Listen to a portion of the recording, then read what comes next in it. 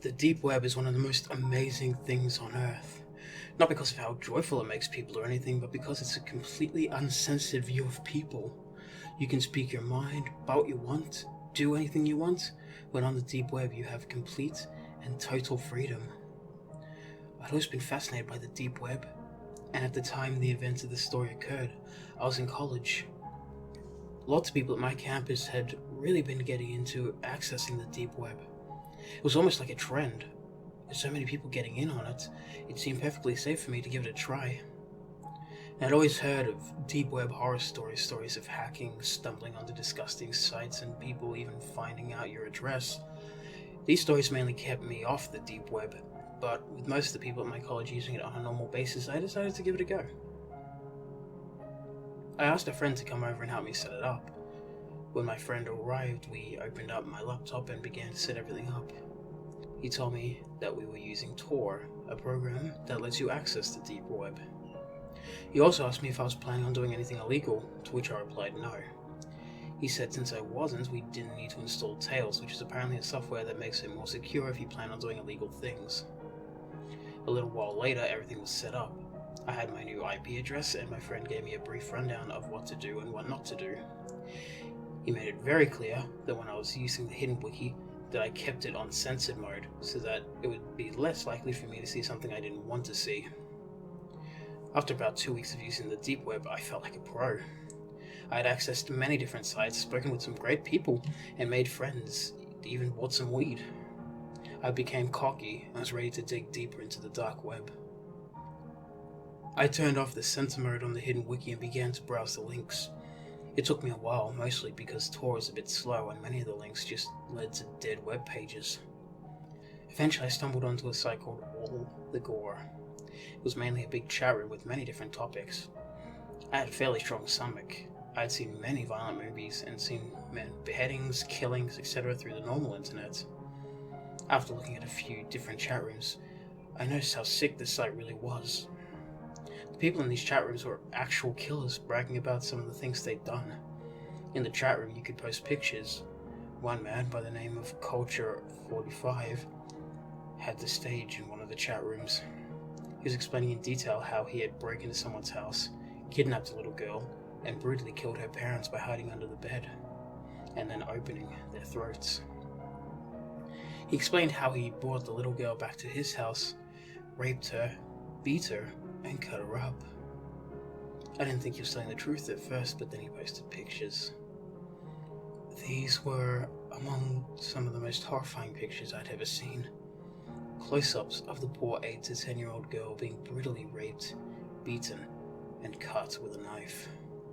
Culture kept posting pictures. The new ones were of the girl tied to a chair, bleeding, crying, throwing up, etc. Then he showed a picture of him with a drill, drilling into her skull. The most haunting part is that while he was doing it, he was looking at the camera with sheer joy on his face. I'd seen enough and typed in the chat window, "You people are sick! How can you sleep at night?" Immediately people began making fun of me, saying that I was just as helpless and ignorant as the little girl in the pictures and that I should get off the big boy part of the internet. They kept saying I was a pussy and calling me an empath when Culture typed something in the chat box. He said, "Really? Where do you live, buddy? I'm sure everyone would love to see you on this site." Then I made the biggest mistake of my life and typed, "I'm calling the police and having this site shut down." Less than a minute later, everything on the site went black and a new chat box appeared in green. Someone named Admin1 typed in the box, "Call the cops and you will regret it." I didn't type anything in the box and reached for my cell phone. What happened next haunt me to this day. My phone said I had a new message. I opened it and it said, "Call the police and you're dead." There was no number. It didn't even say unknown number. It was just black. I looked back at my laptop and saw my webcam light turn on.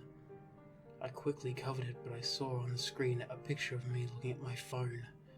I got wide-eyed and froze for a moment when the admin typed again, "Put the phone down right now and uncover your webcam." I put the phone down and kept the webcam covered. when he typed again, "Okay, be like that." Right after he posted my full name, age and address in the chat box and typed, "It'd be a shame if your college buddies went missing, wouldn't it?" I then did as he said and uncovered my webcam. He then told me to follow his instructions on how to make it impossible for me to reach the site again. I followed each and every one. When I finished, I got a text that said, "Now don't ever try and come back." Just like before, it had no number. I still called the police from my friend's phone, but they were never able to find the site. If you ever go on the deep web, don't ever just mindlessly explore, especially if you don't have additional software to keep you more secure. I was a stupid college kid, and I just hope no one makes the same mistake I did. I moved to a different home and changed all my information, but I still get nightmares to this day. I was extremely rattled by what had happened. The police tried to track down the website, but since there was no way for them to recover my history, and I had originally found the site by just randomly clicking links, it seemed pretty hopeless to find it. The police told me to change all my information about myself and move in with a friend. After changing pretty much all my information, I decided to move in with my friend David. David was an extremely honest, hard-working person. He never went to parties, slacked off, got drunk or high. He was very dedicated to finishing college. In fact, he was one of the few kids at the time who wasn't getting on the deep web regularly. I told him about my experience with the deep web, and that's mostly why he agreed to let me stay with him. One night, we were both studying very late when my phone went off. I looked to see who had texted me and saw the person sending the message had no number. Just like last time, it read "check your computer," and there was nothing else to it. Just one simple instruction.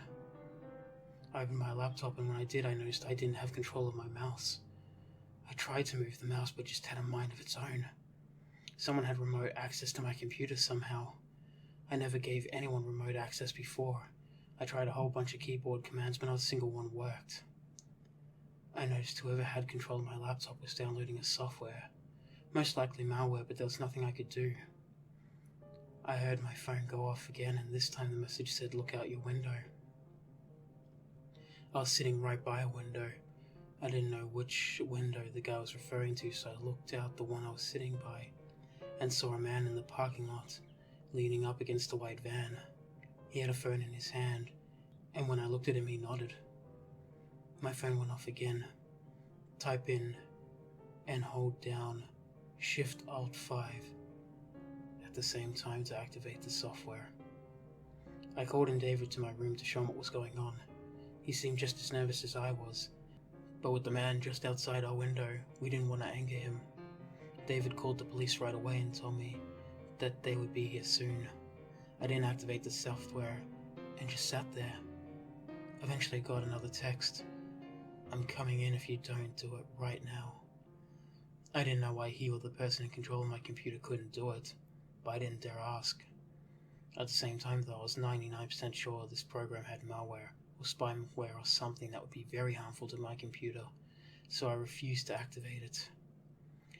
David grabbed a baseball bat just in case the man outside tried to come in.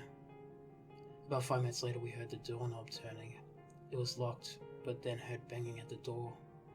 We both freaked out and I looked outside the window again. Sure enough, the man and the van were gone. The banging on the door got more and more violent until eventually we heard a horrible scratching sound. It lasted a few more minutes, and then we heard footsteps walk down the hall and eventually fade away.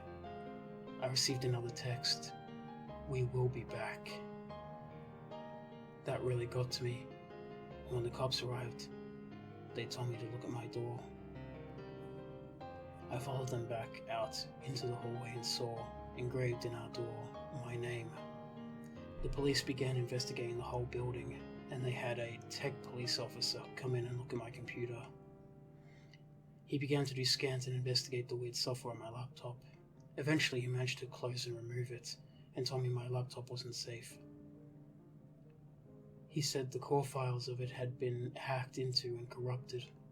We did a complete wipe of my laptop and he took my phone as well. Just like last time, he couldn't tell where the messages came from, and told me that they would be sure to keep some cops nearby in case this ever happened again. The next day I got home from school and was really tired. David wasn't home yet, so I went into my room and I fell into bed. I had just begun to close my eyes when I heard a rattling sound in my closet. I lifted my head up and didn't hear it again, so I went back to sleep. After a few minutes, the closet door swung open. I leaped out of bed and saw a man with a mask walking over to me. I ran for the door and slammed it behind me. I ran out to the parking lot, started my car, and drove away as fast as I could.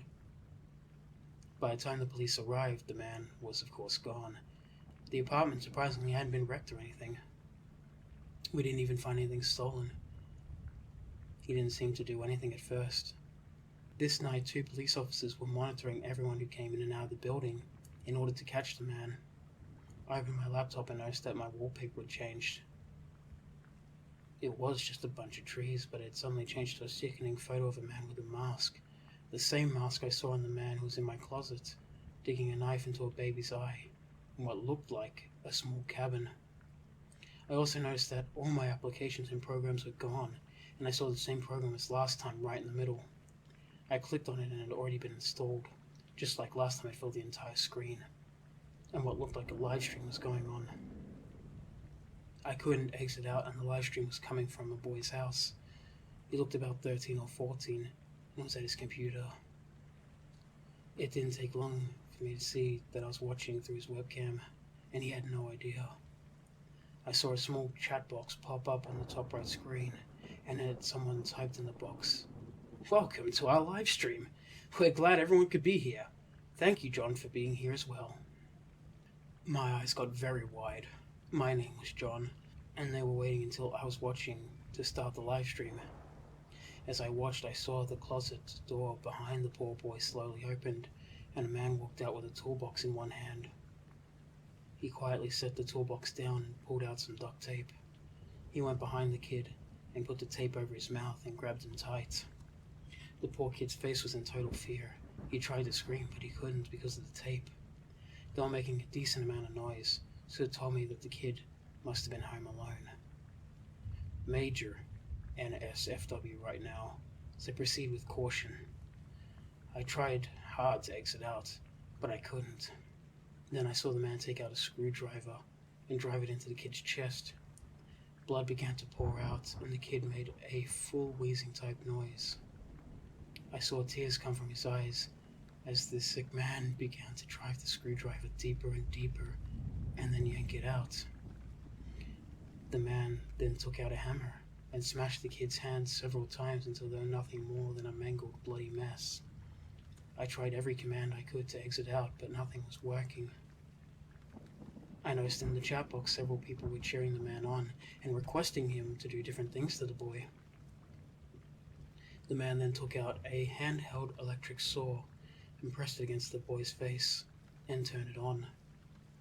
The boy screamed with pain as the saw went up into his eye, causing blood to go everywhere and get on the camera a little as well. I started to get tears in my eyes as I couldn't stop it. Then, the man took the screwdriver, gouged out the kid's eyes, and took out a large knife. He proceeded to slit the boy's throat and tossed him on the ground. I was sick.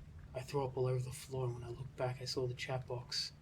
People were typing in horrible things like "fap, fap, fap," or "oh my god, that was so wonderful. Thanks so much for doing this," etc. In the box, I saw someone named Culture45 type in the box, "Thanks for watching, John." After that, the program closed on its own, and I was left with the sickening wallpaper. I was sweating, breathing heavily, and feeling sick. Throughout the entire thing, I didn't realize that my phone had gone off several times. I looked at it, and the most hateful, mean messages were coming from my friends and family. I asked my mom what was wrong, and she texted back, "You sent that sick, disturbing live stream to everyone. I can't believe who you are. The police have been called." I felt even more sick than before. Those monsters had said that live stream to all my friends somehow, and made it come from me. They pretty much ruined my life within a couple of minutes. When the police arrived, I told them everything that had happened, and quickly managed to explain to all my friends and family what had happened. They really cracked down on finding these people, and a month later, 4 men had been arrested. One was Culture45, the other was Admin1, and the 2 others were working with them. The site was found and shut down as well, and I got a new laptop and phone. I could say some horror cliche here and say something like I kept getting texts or hearing weird things, but nothing's happened since. They were arrested and I never heard anything further. It's good to know that these men are in jail or perhaps even dead, but what scares me is all the other people watching the live stream who were there for pleasure are still out there, and that there is probably thousands of other Culture 45s out there all over the world. If you ever go into the deep web, make damn sure you are careful as possible.